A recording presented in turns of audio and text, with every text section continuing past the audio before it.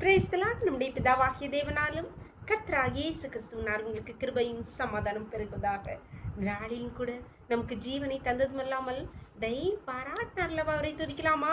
தூளிலிருந்து உயர்த்தினீர், தூளில் இருந்து உயர்த்தினீர், தூக்கி என்னை நிறுத்தினீர், துதித்து பாட வைத்தீர்.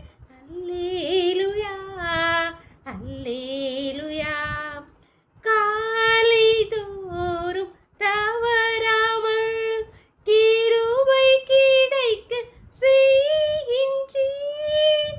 நாள் முழுதும் மறவாமல் நன்மை தொடர செய்கின்றீர். தடைகளை தகர்ப்பவரே, உம் தயவை காண செய்தீரே. தூளில் இருந்து உயர்த்தினீர், தூக்கி என்னை நிறுத்தினீர், துதித்து பாட வைத்தீர். அல்லேலூயா அல்லேலூயா.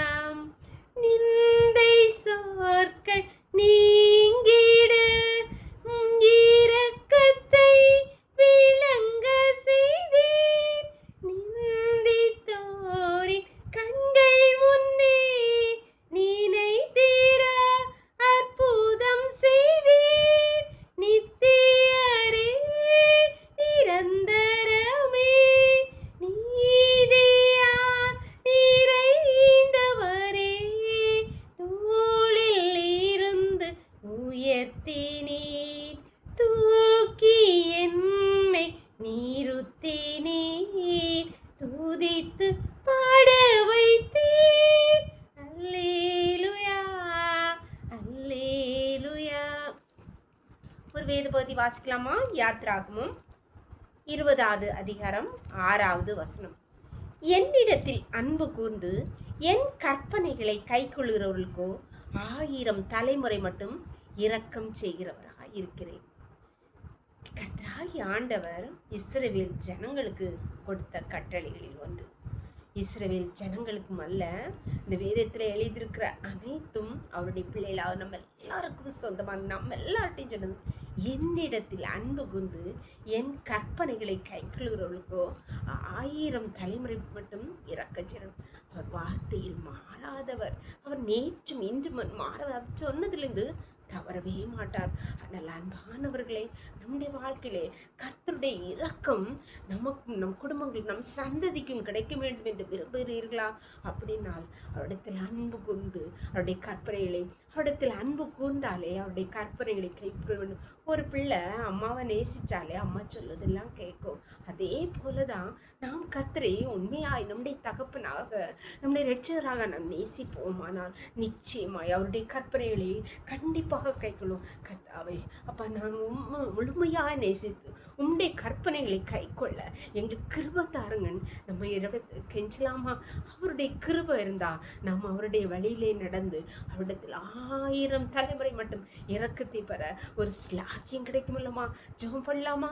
எங்களை நேசிக்கிற எங்களை அன்பின் தகப்பனே, தர்மியான நாளுக்காக கூடி நன்றியப்பா. இந்த நாளின் காலை முதல் எம்மட்டுமா எம்முடைய தயவுள்ள கரம் உங்கள் கிருபங்களே தாங்கினதே அப்பா. நன்றியப்பா, உங்கள் கிருபையினாலே பிழைத்திருக்கிறோம் தகப்பனே. அப்பா, கூடி நன்றியப்பா. இப்பொழுதும் அடியாளோடு இணைந்திருக்கிற ஒவ்வொரு பிள்ளைகளையும் உம்முடைய கருத்திலே தெரியுமாப்பா.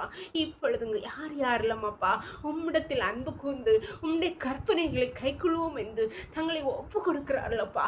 அவர்கள் குடும்பங்களையும் அவர்களுடைய சந்ததியாரையும் 1000 தலைமுறை மட்டும் இரக்கம் பாராட்டுங்கப்பா. உம்முடைய பிள்ளைகளுக்கு இறங்குங்க தகப்பனே.